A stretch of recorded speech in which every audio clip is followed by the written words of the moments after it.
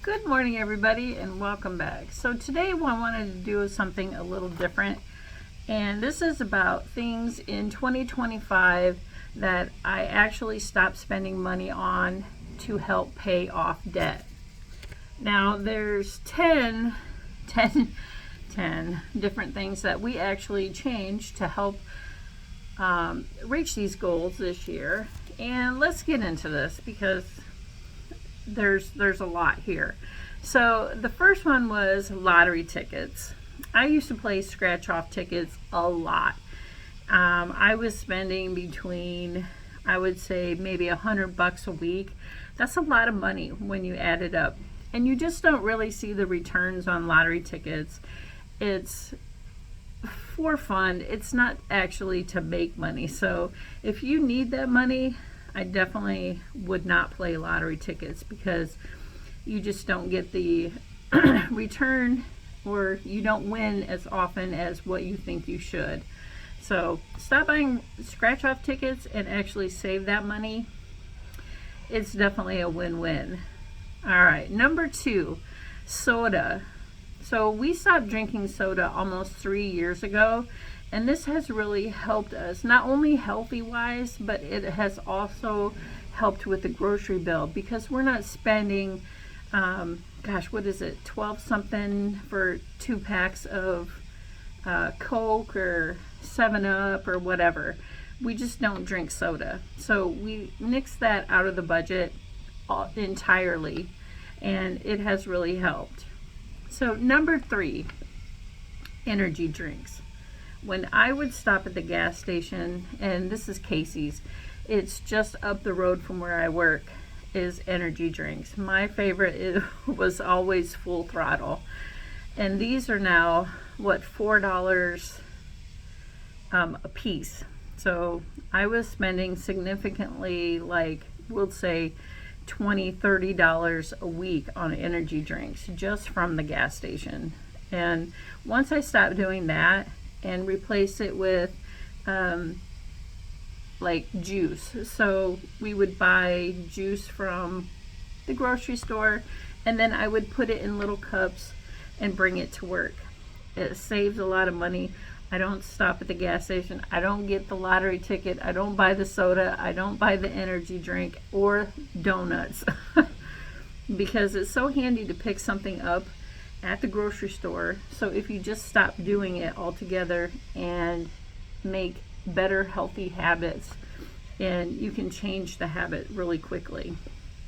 All right, so number 4 is actually fast food.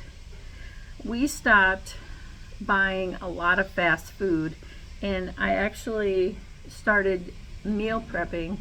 So it actually helps save money by taking your lunch to work. It's easy.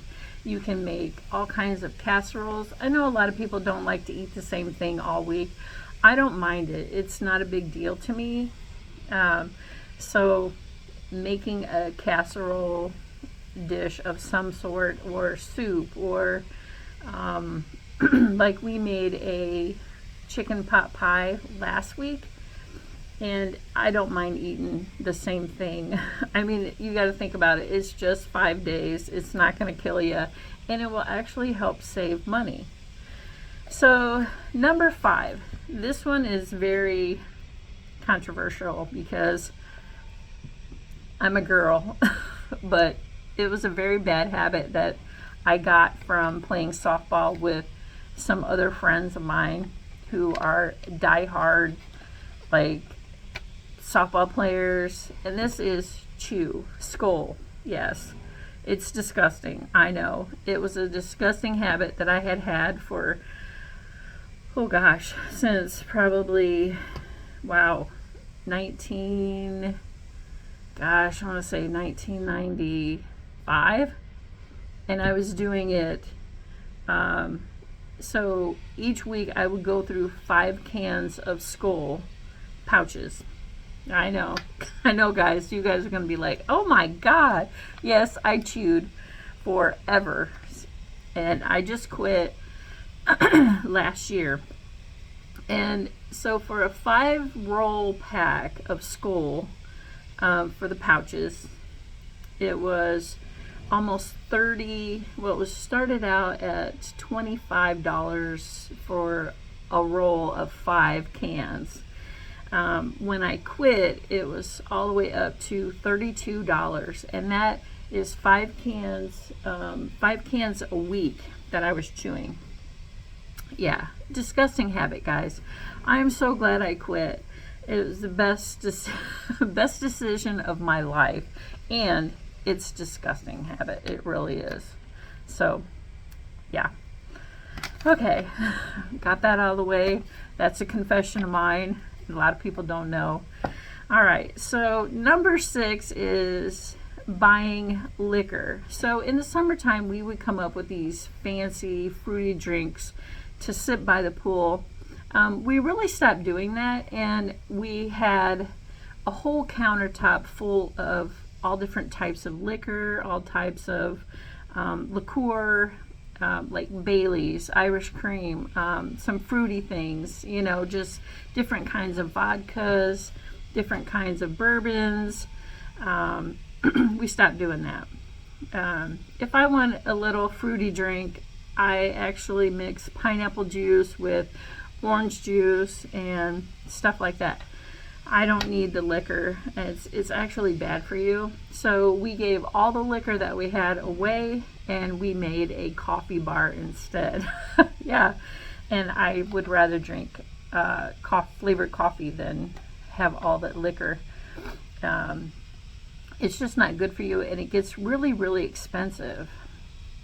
All right, number 7 is buying and paying for others. So when we would go out, like on the weekend, we would meet my mom and my sister, my brother. We would all come.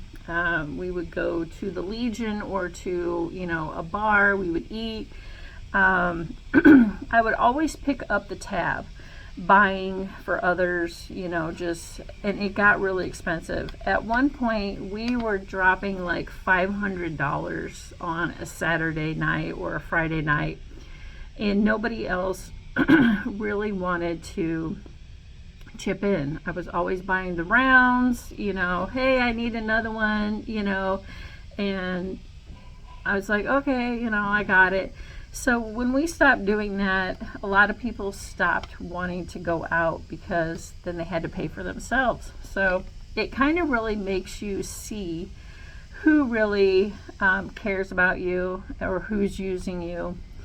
And once we stopped doing that, we really stopped going out because nobody wants to pay for themselves, you know, and it gets really expensive. So people should not be using you just to go out because they don't have the means to do it. If you don't have the money to go out, you shouldn't go out.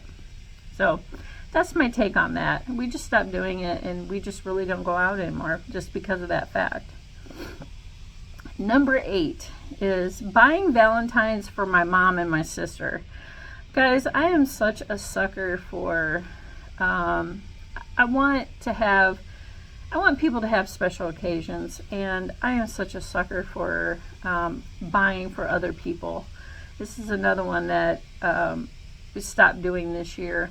I would always buy my mom and my sister a dozen roses, you know, because I wanted them to feel special, but nobody would ever do that for me. So I just stopped doing it altogether because if I'm not getting the reciprocation. Not that I need it, but I really wanted to do something out of the goodness of my heart, and the fact that they don't think of me that way, why should I do for them, you know, kind of thing. I mean, it's bad to say it like that, but it's just not, and it's not my place to buy them Valentines because my mom is married.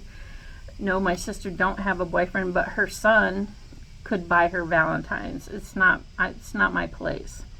So yeah, so I stopped doing that. And number 9 is Christmas gifts, because I felt obligated to buy. Now this one was really hard. We did this one about 5 or 6 years ago. We stopped buying gifts altogether, and the reason why is because everybody but me and Alicia have kids. We don't have children. So for me, my brother has 6 kids plus his wife. My nephew has 3 kids plus his wife.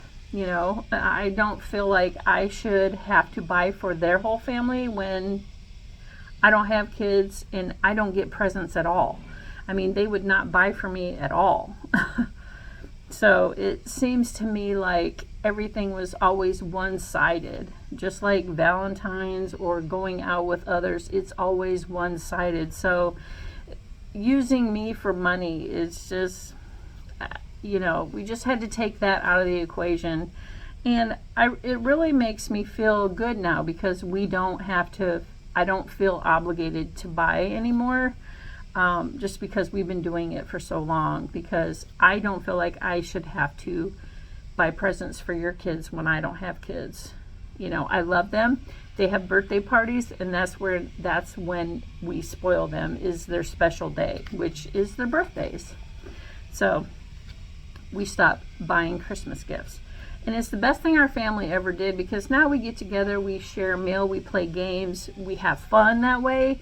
And we just leave the monetary side of it out of Christmas, and we don't have to worry. Nobody has to feel guilty. Like if somebody has a bad year and, you know, they don't have a lot of extra cash, it's not something that has to be done. So, all right. And number 10 is buying needs versus wants.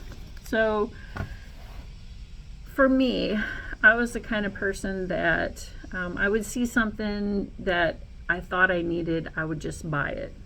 It's just reckless spending. So we stopped doing that. And now everything that we spend money on, we talk about it. Is it a need? Is it a want? Can it wait?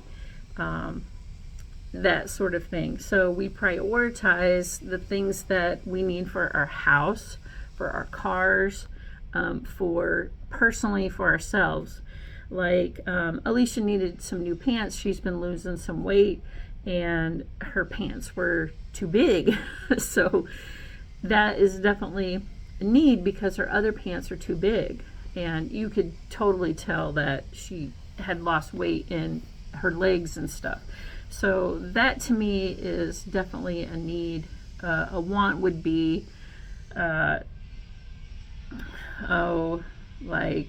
extra glitter. You know what I mean? If you have glitter of every color and you just want a different color just because it looks cool, yeah. So we talk about things now, and it has really changed our outlook on money, and we're not needlessly spending in places where we would just blow a bunch of money before.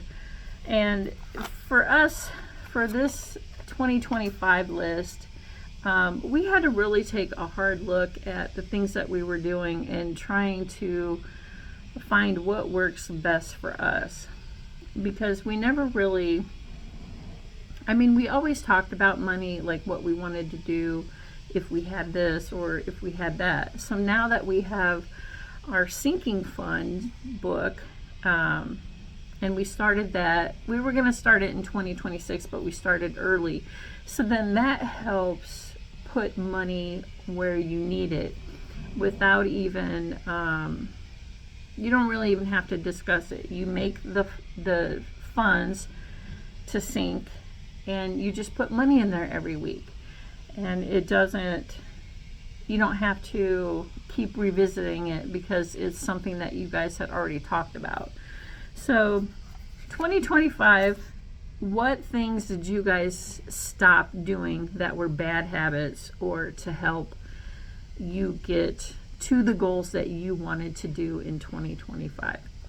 Now in 2026, we're definitely going to take another hard look at things that we're doing to help stop wasted spending. Now, we don't really have a lot anymore because we really focused on debt this year.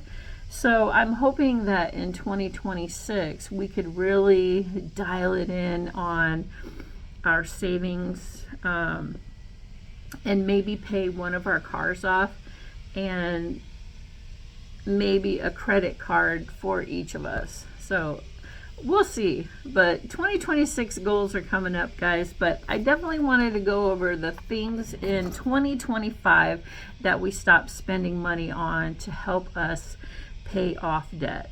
So thanks for watching, everybody, and we'll catch you on the next one. Bye.